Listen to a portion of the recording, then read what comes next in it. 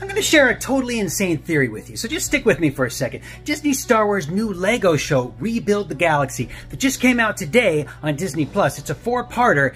Gives us hints about what Disney Star Wars future plans are. That's right. You might say it lays the brickwork for the future of Disney Star Wars. And let me tell you how. It's the story of two brothers. We'll call them Discount Poe Dameron and Discount Ben Solo. They go on a little adventure. The younger brother is starting to use the Force. They end up in an ancient Jedi temple, and the younger brother, using his powers, pulls out a secret brick, which totally destroys the universe and then rebuilds it with Legos, right, in a new way. And so now all the guys that were, all the good guys are bad, the bad guys are good, things are crazy, up is down, left is right, dogs and cats living together, total chaos. And they have to go back and put the brick back to send the universe back to what it used to be. But they discover along the way that in fact, when they put the brick back, it's only going to save the universe that they're currently in. There is no way to ever go back to the universe that was destroyed. It's gone forever. And that's the message Disney's trying to tell us. There is no going back to a pre-Disney era, right? And so there's a lot of fans out there that didn't love the sequel trilogy. They felt like it was inauthentic to the feel and the intents of the original trilogy.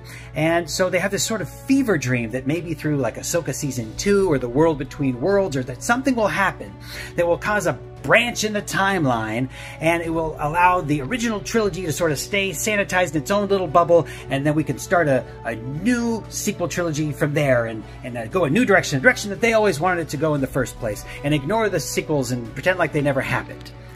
But Disney's saying that's not gonna happen. You can't go back once the genie's out of the bottle. But the good news is the brick can be pulled out and stuck back in multiple times, so even this new galaxy that's been constructed can also be deconstructed and rebuilt into something completely different yet again, in the pursuit of finding something amazing that we all love. And so you're going to see weird stuff come out like the Acolyte, just random things, and it may not stick. The Acolyte didn't stick very well, and so they're not going to do a second season. They're going to scrap that, but they're going to keep pulling the brick out and sticking it back in, trying to find other things that work. And I like the idea that Disney Star Wars can go 3 different directions at once, right? So one being that follow the sequel trilogy, follow Rey, see where that story goes. Not everyone will love that. Some people will like it.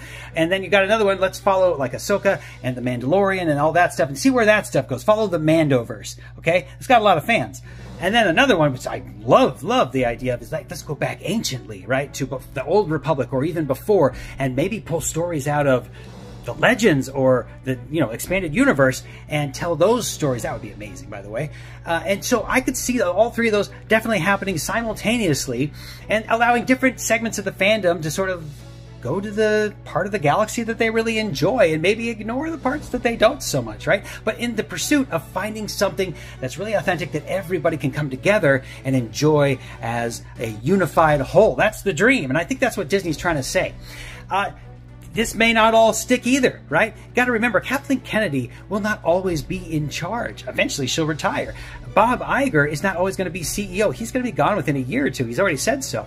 So new administrations that come in will try to change things up and rebuild things in a different way.